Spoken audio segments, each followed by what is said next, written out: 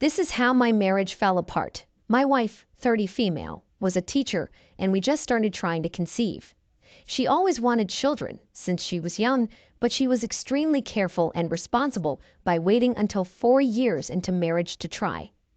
I, 29 male, was ready to be a parent. I grew up without my father, only an abusive stepdad, so it became a dream of mine to coach, mentor, and love a child of my own.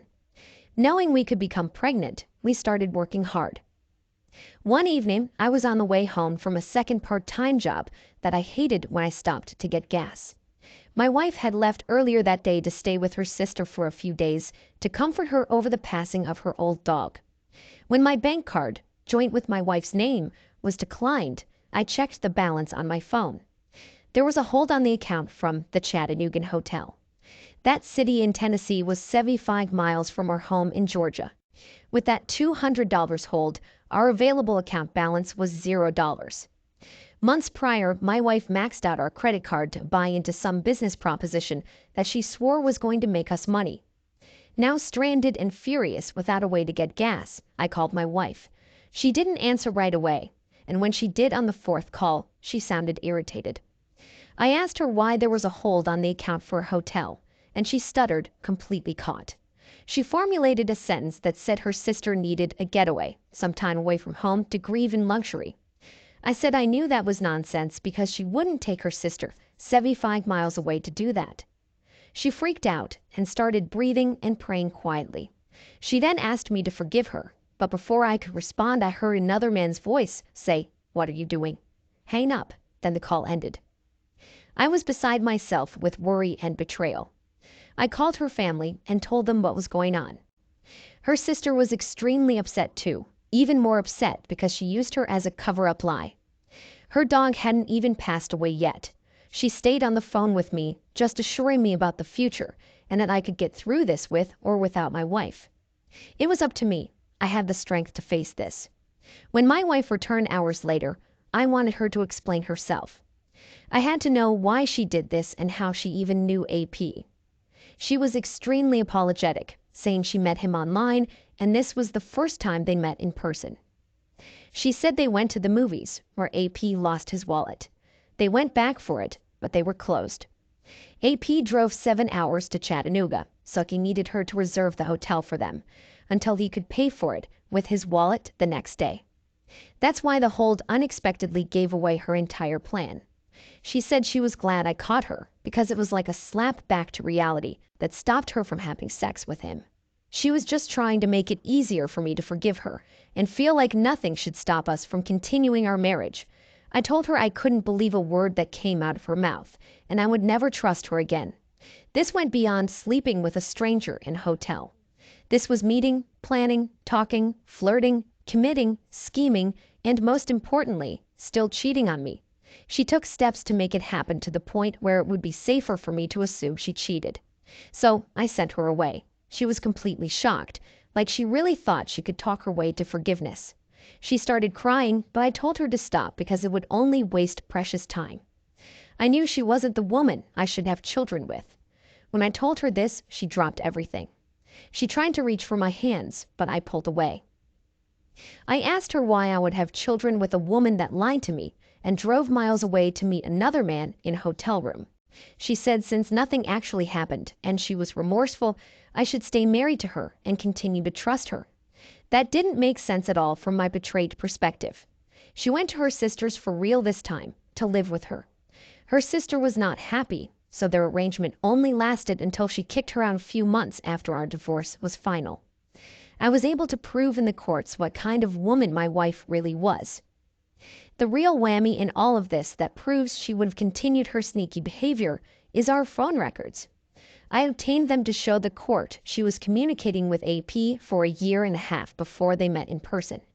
He wasn't the only person she communicated with, and she was actually getting paid by men online to send them nudes.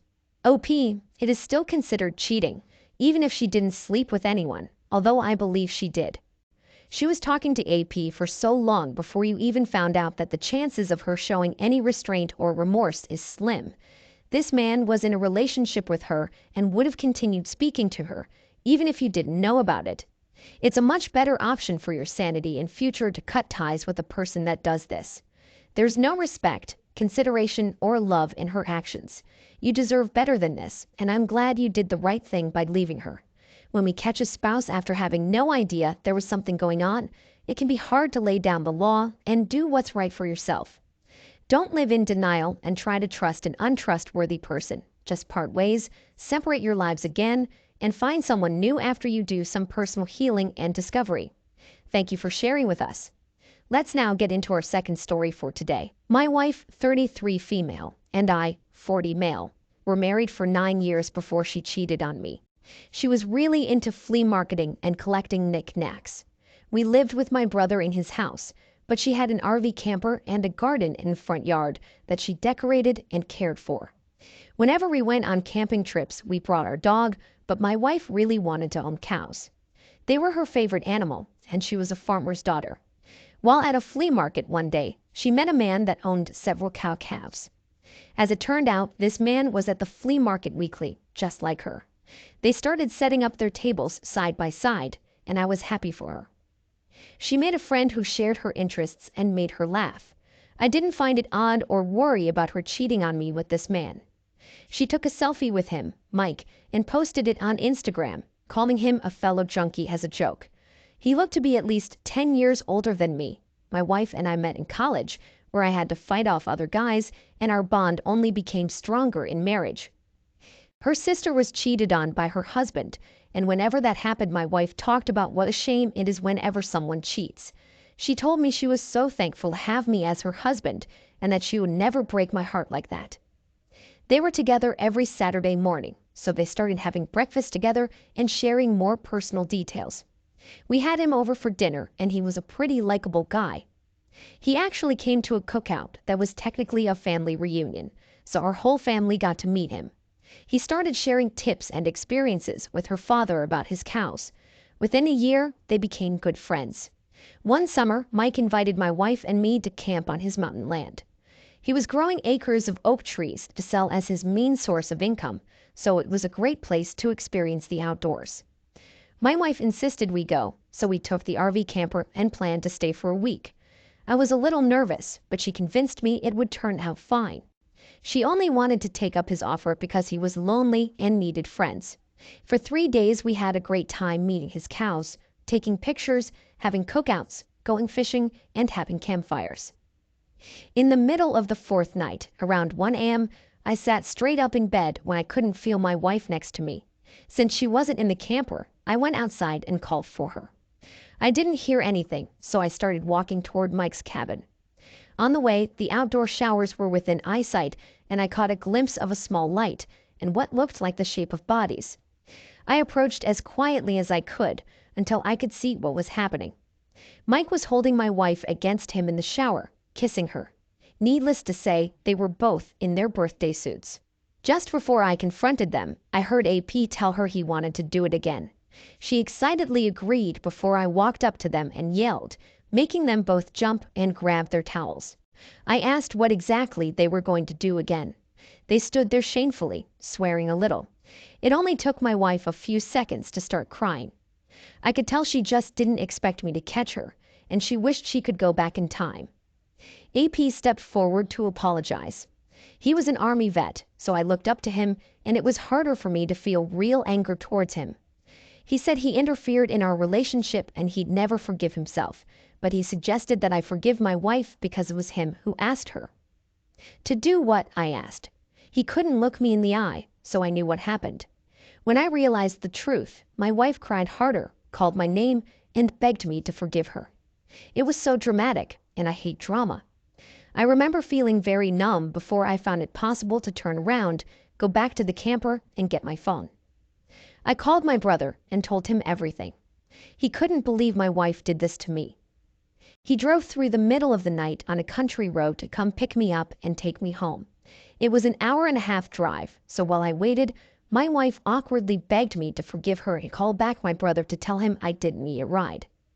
She tried offering any kind of deal to get me to forgive her, failing to notice that there wasn't a proper way to recover from infidelity. Once that decision is made, it can't be undone. My wife came to the house to get her stuff gradually, over time. Every time she came by, I had my brother talk to her if necessary because I couldn't stand her. It might have been AP's idea for them to do things, but she made the choice to leave the camper and get naked for him. This was still her fault because she clearly didn't respect or care about me as her husband.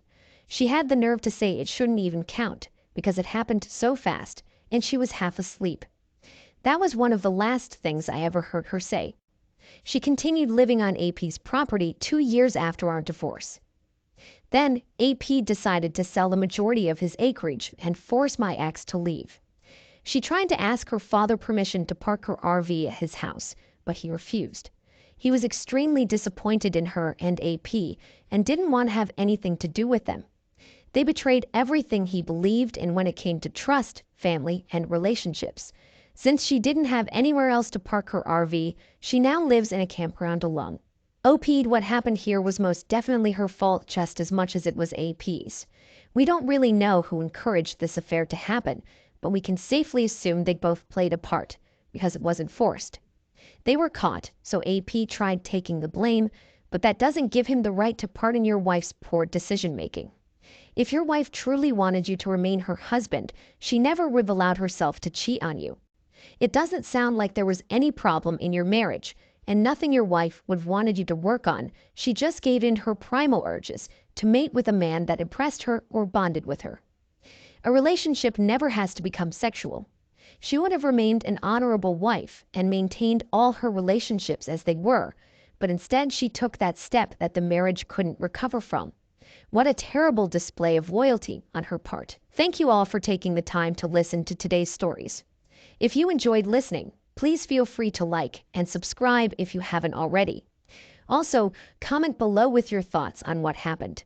If there is a story you would like to share with me about your own situation or someone else's, then please do not hesitate to contact me. Take care.